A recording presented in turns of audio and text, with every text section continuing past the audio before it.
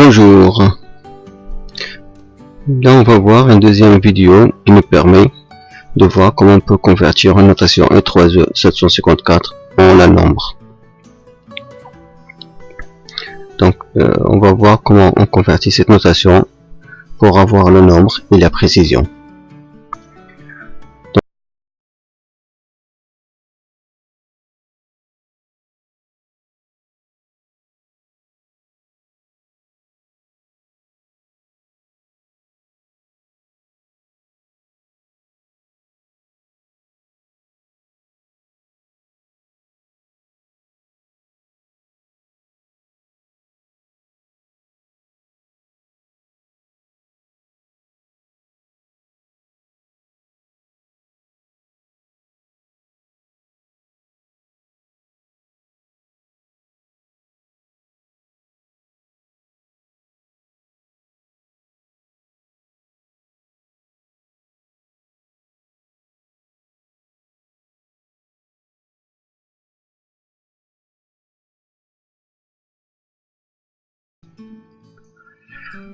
Donc celui-là ne correspond à ça.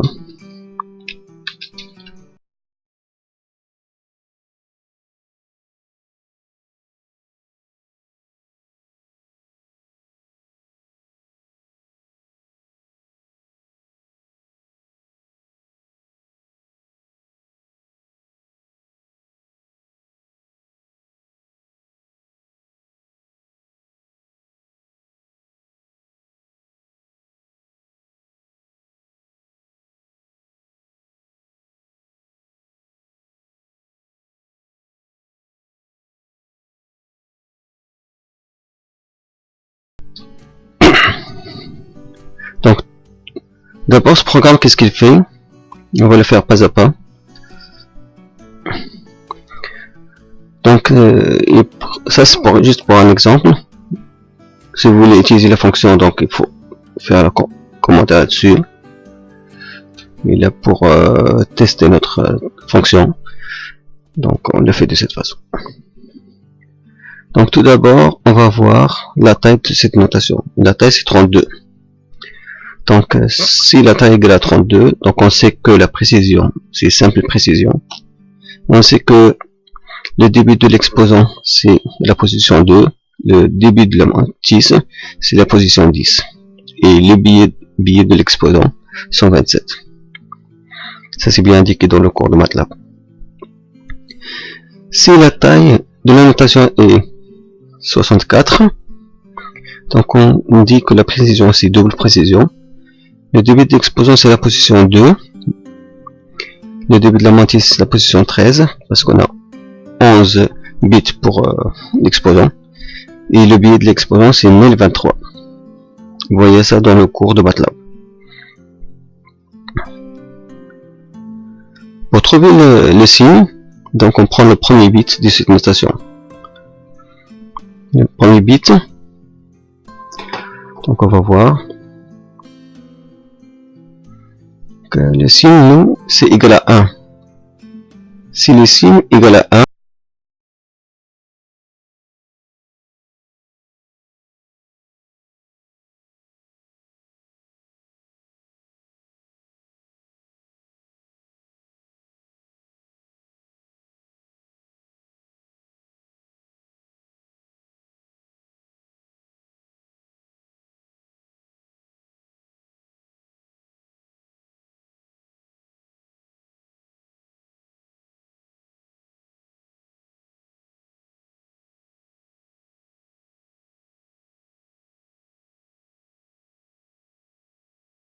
avant le début de la matrice.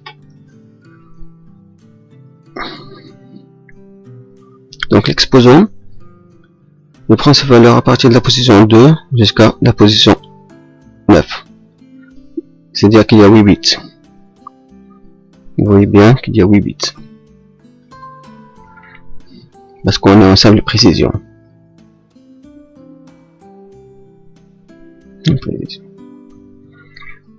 Donc l'exposant décimal, donc on a l'exposant qu'on a trouvé ici, une binaire. On a converti en décimal. Pour ça on utilise la fonction de MATLAB, binaire to décimal. Vous pouvez utiliser une autre méthode pour trouver cette représentation décimale. Donc ensuite, de cette représentation décimale, il faut enlever le billet, comme indiqué dans le cours. Donc le vrai exposant c'est quoi? C'est 10. Donc on vient ici.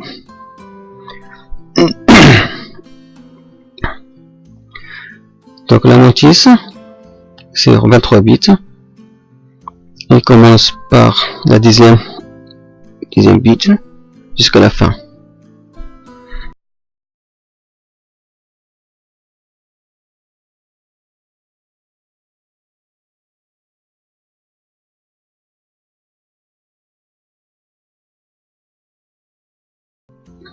On sait qu'il y a un 1 qui est implicite, qu'on ne présente pas dans la notice, c'est pour ça qu'on l'ajoute ici.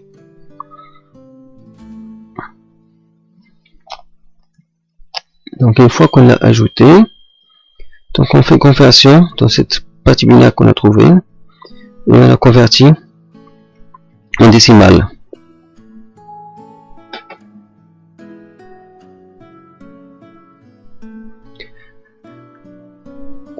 Là on a fini avec la partie entière, on a trouvé c'était 1450, donc il faut trouver ce qu'il y a après la virgule, ce qu'on appelle la partie flottante.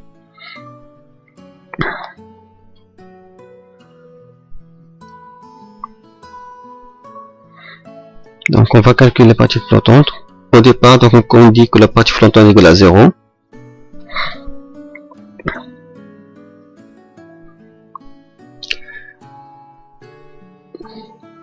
Aussi, ce qui est important, c'est à chaque fois qu'on va multiplier ce qu'il y a après la virgule, on multiplie au début par -1, après -2, après -3, ainsi de suite. Donc pour chaque élément de partie flottante, on va chercher cet élément et on va le multiplier par 2 à l'exposant partie flottante. Cet exposant, on a dit, donc la première fois c'est 2 à la puissance -1, après c'est 2 à la puissance -2, 2 à la puissance -3, ainsi de suite.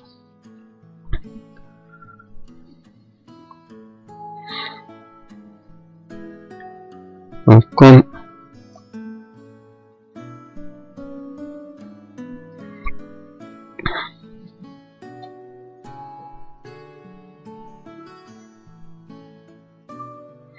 donc le premier élément c'est 1. Donc 1 fois 2 à la puissance -1, ça fait 0,5. Donc c'est 0,5 et je l'ajoute ici. Après donc je vais passer de l'exposant 2 à la puissance -1 à l'exposant 2 à la puissance -2.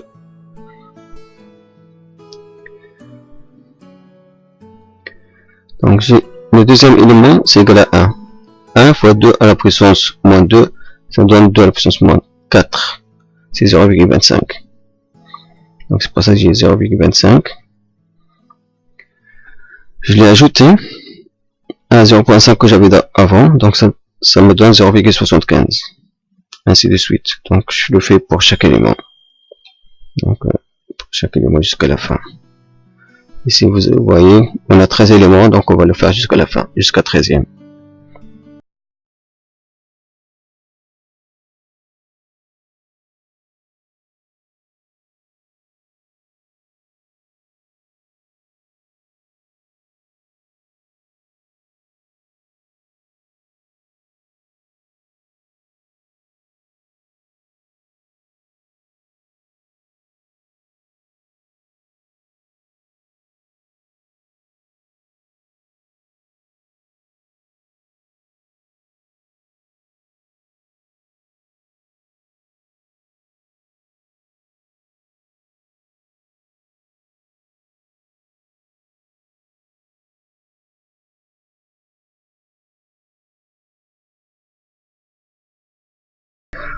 C'est 8 et 6. Donc là, j'ai la partie avant la virgule, j'ai la partie après la virgule, je fais la somme des deux.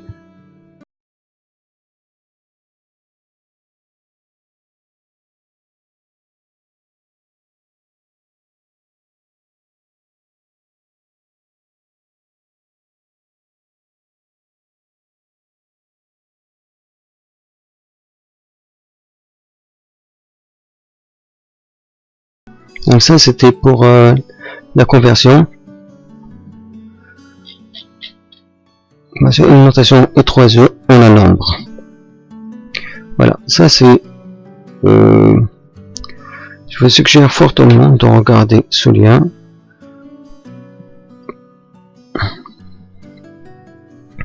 Il est très utile, il est intéressant.